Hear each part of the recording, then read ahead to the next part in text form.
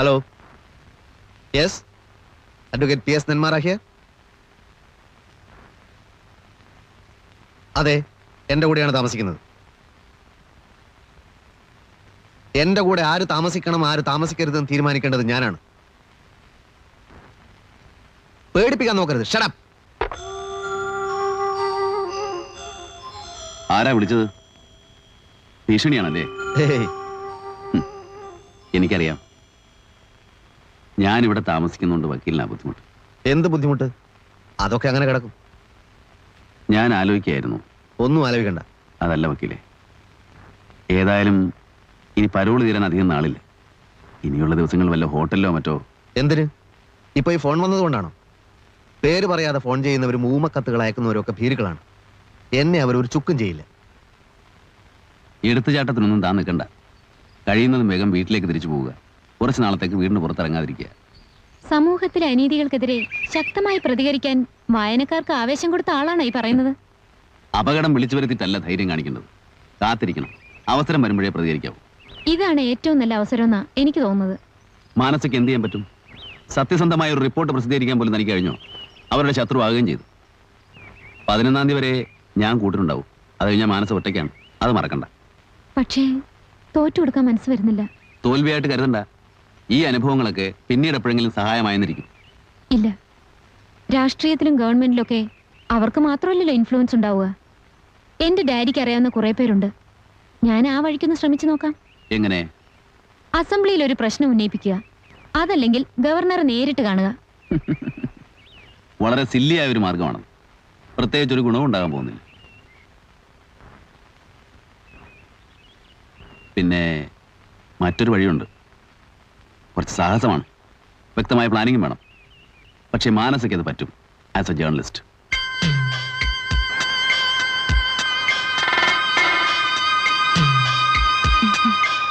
Printing എല്ലാ എഡിഷനും ആയോ? എവിടെ? സിറ്റി എഡിഷന് മാറ്റർ പോലും എത്തിയിട്ടില്ല. എന്താ ഈ രാത്രിയില്? ഞാനിവിടുന്ന് വിട്ടു, അറിഞ്ഞില്ലേ? ആരോ പറഞ്ഞു. സത്യമാണല്ലേ? അതെ, നാളെ രാവിലെ നാട്ടിലേക്ക് തിരിക്കുകയാണ്. നൈറ്റ് ഡ്യൂട്ടിയിലുള്ളവരെ ഇപ്പോഴല്ലേ കാണാൻ പറ്റൂ. ഞാൻ യാത്ര പറയാൻ വന്നതാ. ഞാൻ കമ്പോസിംഗ് റൂമിൽ നിന്ന് പോയിട്ട് വരാം. ശരി.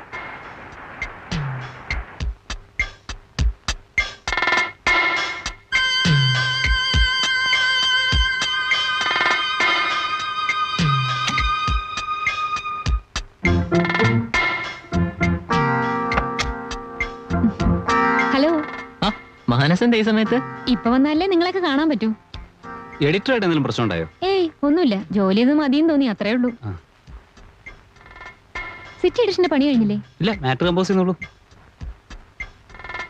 ആ, ജോലി നടക്കട്ടെ. സോറി. Thank you.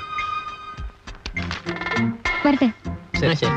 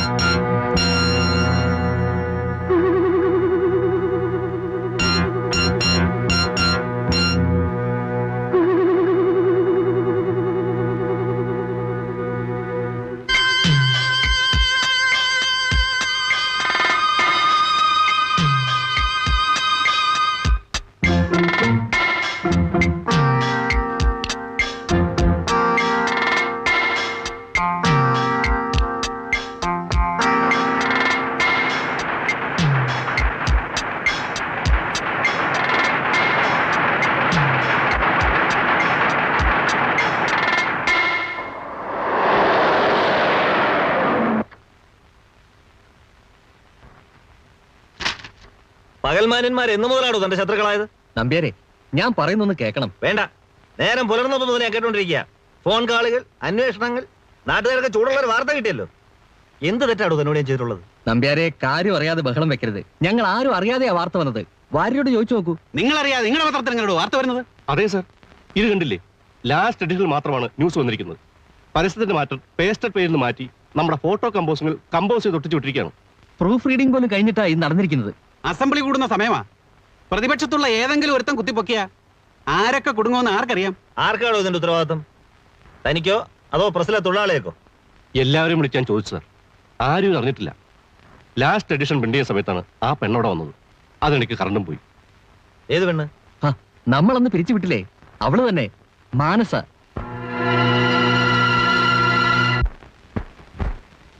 മാനസ എന്ന് വിളിപ്പിക്കണം. അവളിവിടെ ഇല്ല. ഇന്നലെ വൈകുന്നേരം നാട്ടിലേക്ക് പോയി. കള്ളം പറയരുത്. സത്യമാണ്. പെട്ടെന്ന് നാട്ടിലേക്ക് പോകേണ്ട ആവശ്യമുണ്ടെന്ന് പറഞ്ഞു.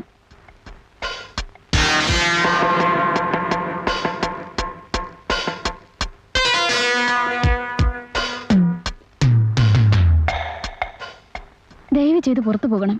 ഇത് പെൺകുട്ടികൾ താമസിക്കുന്ന ഹോസ്റ്റലാണ്. ഇവിടെ പ്രശ്നം ഉണ്ടാക്കരുത്. അവളിവിടെ ഇല്ല, സത്യമായിട്ടും ഇല്ല. ഓ, മാനസ. എന്നെ ഇന്റർവ്യൂ ചെയ്യാമെന്ന ആ കുട്ടി. She's A real nuisance mister Jaleel. ഇടവും വലവും എന്നെ വിട്ടിരുന്നില്ല. ഇന്റർവ്യൂ, ഫ്യൂച്ചർ എന്നൊക്കെ പറഞ്ഞ് എത്ര ദിവസം ഇവിടെ കയറി ഇറങ്ങിയെന്നറിയോ? അവസാനം മുഖത്ത് നോക്കി പറയേണ്ടി വന്നു ഇറങ്ങിപ്പോവാൻ. അല്ല, അവക്കിപ്പോ എന്ത് പറ്റി? അവൾ ഇവിടെ ഉണ്ടോന്നാ ഞങ്ങൾക്ക് അറിയേണ്ടത്. മനസ്സിലായില്ല. ഞങ്ങൾ അവളുടെ ഹോസ്റ്റലിൽ പോയിരുന്നു. ഇന്നലെ രാത്രി അവൾ അവിടെ ചെന്നിട്ടില്ലെന്നറിഞ്ഞു. അത് ശരി. ഞങ്ങൾ രണ്ട് അവിവാഹിതര് മാത്രമാണ് ഇവിടെ താമസം. വക്കീലിനാണെങ്കിൽ കേസും കക്ഷികളും ഒന്നല്ലാതെ വേറെ ഒരു വിചാരവും ഇല്ല. പിന്നെ ഞാൻ ആ അവാർഡ് ദാന ചടങ്ങ് കഴിഞ്ഞാൽ നമ്മൾ നമ്മുടെ പഴയ സ്ഥലത്തേക്ക് തിരിച്ചു പോകാനിരിക്കുക. മാത്രമല്ല, ഈ കാര്യത്തിൽ ഞാൻ വളരെ ഡീസന്റ്. എന്താ പ്രശ്നം? പ്രശ്നം ഞങ്ങൾ അവളോട് നേരിട്ട് പറഞ്ഞോളാം. ഓ, ശരി ശരി. അവൾ ഇവിടെ വരാൻ സാധ്യതയില്ല. വരികയാണെങ്കിൽ ഞാൻ അറിയിക്കാം. മറ്റേ ആ ഷോറൂമിന്റെ നമ്പർ വിളിച്ചാൽ മതിയല്ലോ. പിന്നെ രാവിലെ പത്രത്തിലൊരു ന്യൂസ് വായിച്ചു. എന്തോ നടന്ന ഒരു സംഭവം ഇത്രയും നാൾ കഴിഞ്ഞ് കുത്തിപ്പോക്കാൻ ആ പത്രക്കാർക്ക് നിങ്ങളോട് വല്ല വിരോധമുണ്ടോ? I am sorry. സിറ്റി മുഴുവൻ ഇതിന്നൊരു വാർത്ത ആയതുകൊണ്ട് ഒരുപാട് പേര് ചോദിച്ച് ബുദ്ധിമുട്ടിച്ച് കാണുമല്ലേ? പോയിക്കോളൂ, നമുക്ക് പിന്നീട് സംസാരിക്കാം.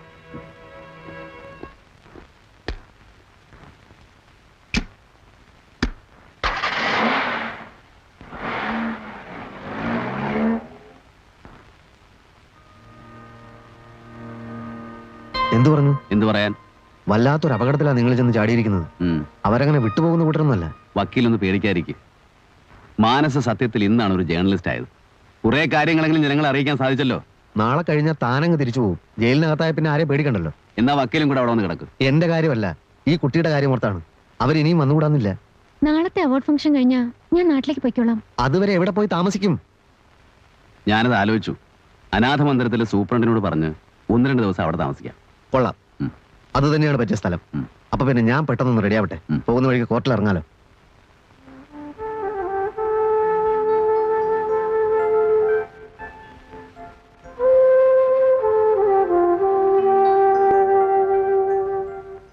ഇനി ഒരേ ഒരു ദിവസം മാത്രം. അത് കഴിഞ്ഞാൽ വീണ്ടും പോരേണ്ടിയിരുന്നില്ലാന്ന് തോന്നുന്നു. ഇപ്പോ ആരോടും ഒരു ബന്ധവുമില്ലാത്ത ആളായിരുന്നു ഞാൻ. സ്നേഹിക്കാൻ ആളില്ല, കടപ്പാടുകളില്ല, ബാധ്യതകളില്ല. ഇപ്പോ ഈ 28 ദിവസം കൊണ്ട് ആരൊക്കെ ഉണ്ടായതുപോലെ. വക്കീല്, മാനസ. ആലോചിക്കുമ്പോൾ വെറുതെ മനസ്സിനൊരു വിഷമം. തിരിച്ചു പോകുന്നതിന് മുമ്പ് മനസ്സിനെ അലട്ടിക്കൊണ്ടിരിക്കുന്ന ചില കാര്യങ്ങൾക്ക് കൂടി ഉത്തരം കണ്ടെത്താനുണ്ട്.